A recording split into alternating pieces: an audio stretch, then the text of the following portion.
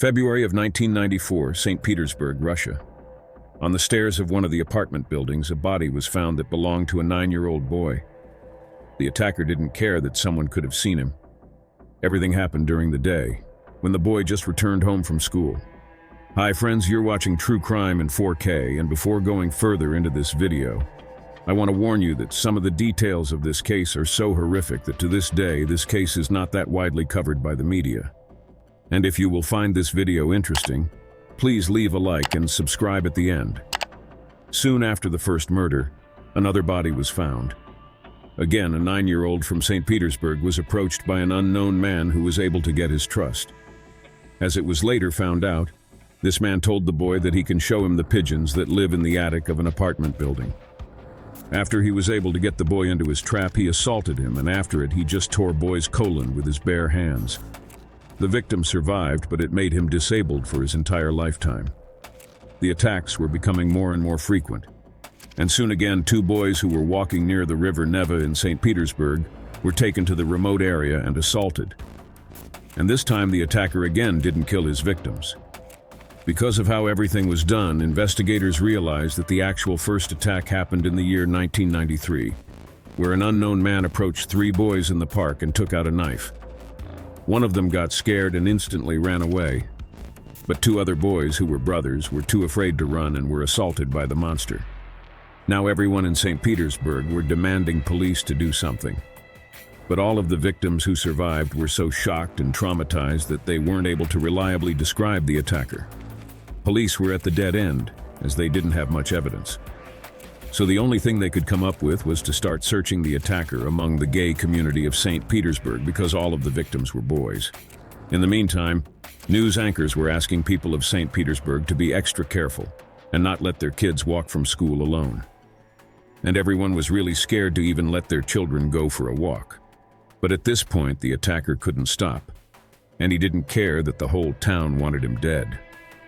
In the late September of 1994, near one of the apartment buildings, a 15-year-old teenager was coming home from school. He was already followed by a man who entered the elevator after the boy. Right when the door closed, he hit this boy in the face, but the victim didn't lose consciousness and started fighting back. While they were fighting, the door opened and the boy pushed the attacker and ran away. People were exiting their apartments because they heard loud noises, and this unknown man got scared and ran through the back door. But this failure excited him and didn't scare at all, so this man went to find another victim. He wasn't even thinking that he might be caught if he will attack in the neighborhood where he just tried to assault the boy. He noticed an 8-year-old boy near the next building on that same street.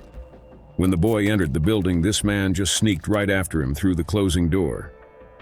As he was very slim and short, the boy didn't really feel threatened.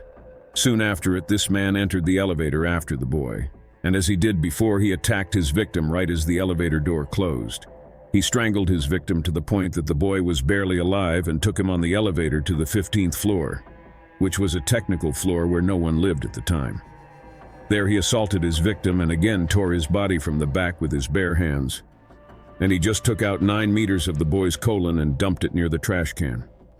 Then the attacker took the boy's school bag and ran away. But miraculously, this boy survived, and he was even able to get up and get to his apartment that was located on the 13th floor, despite the fact that the boy was horribly injured and in a state of deep shock, not really understanding what happened. The horrified mother called for an ambulance, and the boy was hospitalized. The doctors were fighting for the boy's life for 6 hours, and they were able to stabilize his condition. But still, as you can imagine, the damage that was done to him was tremendous, and he needed the transplantation of an artificial colon. And this kind of procedure was only possible in the United States of America, and it cost gigantic sum of money for an average Russian family. But one of the American medical centers agreed to do this procedure for free.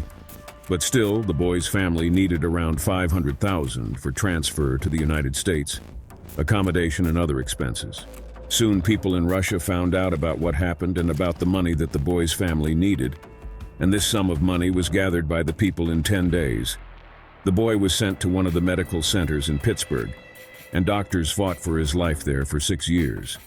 The boy survived through 30 procedures in an attempt to install an artificial colon, but in the year 2000 he died. right before another procedure. After the last attack, detectives were able to get the fingerprints of the attacker. Also, among all of the witnesses, they were able to find a girl who saw a man that followed the boy. And then a 15-year-old was able to fight the attacker off, gave a detailed description of him. And the identikit was created.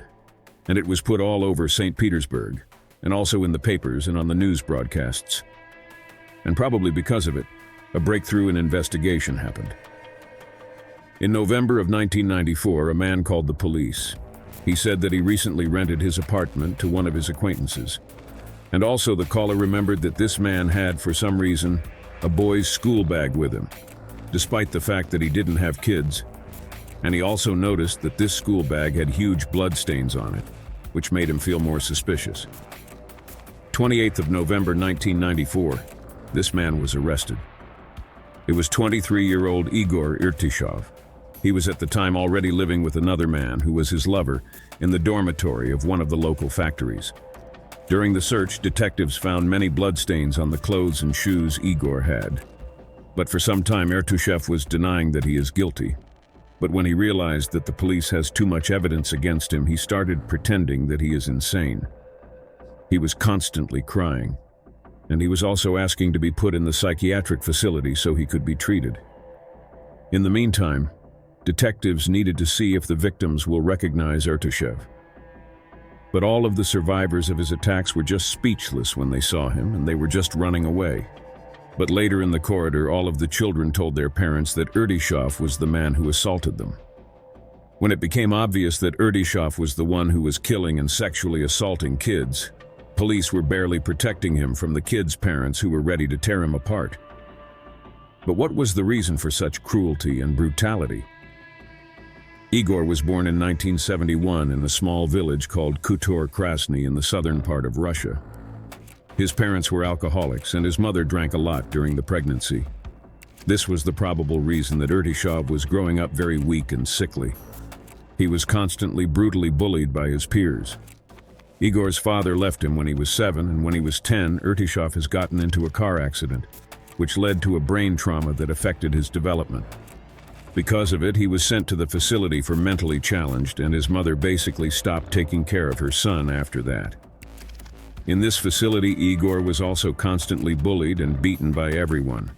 And because he was short and skinny, he couldn't stand for himself. At some point, he was given some alcohol, and after it, was sexually assaulted by other kids there, which made Irtyshov even more traumatized. After school, he was working different low-paying jobs, which he was changing often. But everything changed when he met a man in the early 90s who he dated for some time.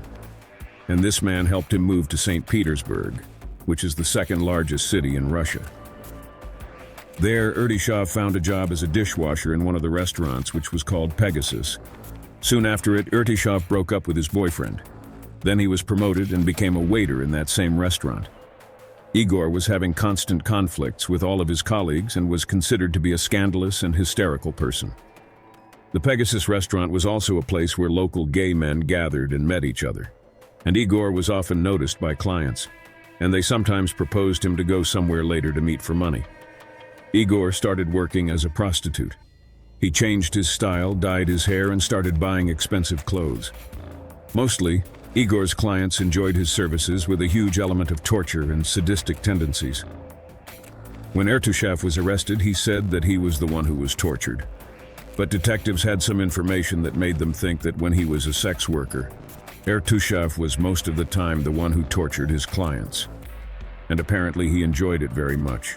And at some point, Irtyshov just felt that all that he did to his clients wasn't enough and he wanted more. In 1993, he started attacking boys, but only small ones, the ones who couldn't defend themselves. Maybe because he was assaulted as a child and he wanted to take it out on other children. After the assault of 2 brothers in the park, he didn't kill his victims. But on his second assault, Irtyshov said that he got carried away and strangled the boy because he was very drunk. Probably because he enjoyed it so much, Irtyshov's attacks were becoming more and more brutal. After the arrest, he desperately tried to get himself to be considered unfit for trial. But psychiatrists had another opinion. So he was taken to the normal court trial. It was very hard to find a lawyer for Irtyshov. No one wanted to defend him in court after lawyers were finding out what he did. Also, his cellmates wanted to kill him right there in his jail cell. So Irtyshov was put in a 2-bed cell with a military deserter who ate another soldier during his escape from the military base. Irtyshov started acting insane all the time, constantly crying, throwing feces at the jail guards. But in 1996, Igor Irtyshov was sentenced to an execution. But soon Russia implemented moratorium on executions, and the sentence wasn't carried out. Igor was sent to serve his sentence in one of the harshest prisons in Russia, where he is locked in a cell with another murderer. He harasses everyone in this prison with horrific screams lasting for hours, constant laughing, and sometimes he's just staring into the wall for hours. He hasn't shown any signs of normal behavior for many years now, and some people think that maybe because of his child trauma, he went absolutely insane.